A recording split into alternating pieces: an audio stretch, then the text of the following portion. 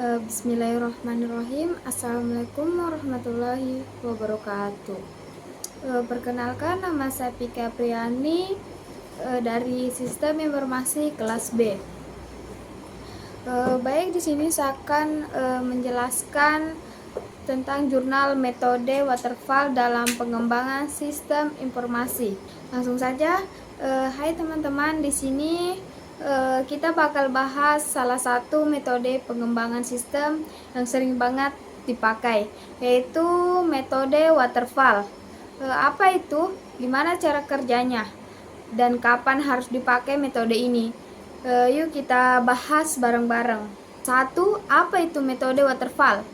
Jadi, waterfall itu adalah salah satu metode pengembangan sistem yang dipakai pendekatan berurutan, artinya setiap tahap harus diselesaikan dulu sebelum lanjut ke tahap berikutnya. Kayak air terjun, dia mengalir ke bawah, tidak bisa balik ke atas. Nah, metode ini cocok buat proyek yang besar dan butuh dokumentasi yang rapi. Misalnya, kalau kamu mau bikin aplikasi bank atau sistem pemerintahan, yang semuanya harus dari awal sampai akhir.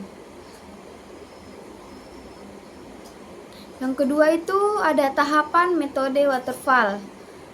Metode ini punya 5 tahap utama. Kita bahas satu persatu. Satu itu ada requirement analisis kebutuhan. Ini tahap pertama di sini. Tim pengembang bakal ngumpulin semua kebutuhan sistem, kayak fitur apa saja yang dibutuhkan, siapa yang bakal dipakai, dan aturan-aturannya. Biasanya dilakukan dengan wawancara atau survei ke pengguna. 2. Desain perancangan sistem. Setelah kebutuhan jelas, kita masuk ke tahap desain. Ini kayak bikin blueprint sebelum bangun rumah. Semua struktur sistem dirancang, termasuk database, tampilan aplikasi, dan alur kerja sistemnya. Ketiga itu ada implementation, pengkodean atau ngoding. Setelah desain beres, saatnya mulai ngoding. Di tahap ini, para developer mulai bikin program sesuai dengan rancangan yang udah dibuat.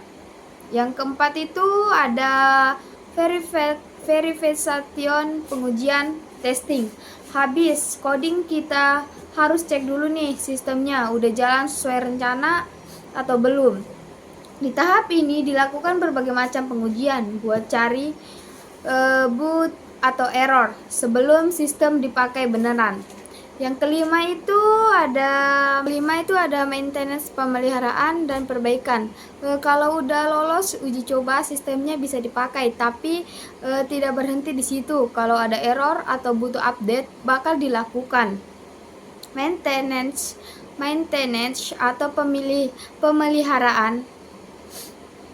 3. Kelebihan kekurangan waterfall. Kelebihannya cocok buat proyek besar yang butuh perancangan matang. Yang kedua itu dokumentasi rapi, jadi lebih mudah buat pengembangan jangka panjang.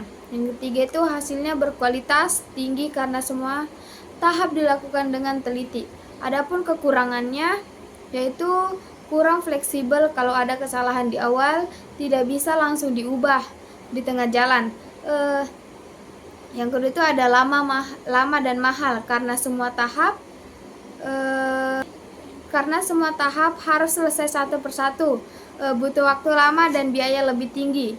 Yang keempat itu kapan harus dipakai metode waterfall.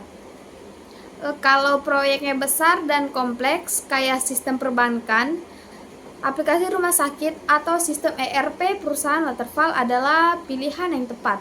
Tapi kalau proyeknya dinamis dan sering berubah, mungkin metode lain seperti agile atau prototipe lebih cocok. Jadi itu penjelasan tentang metode waterfall.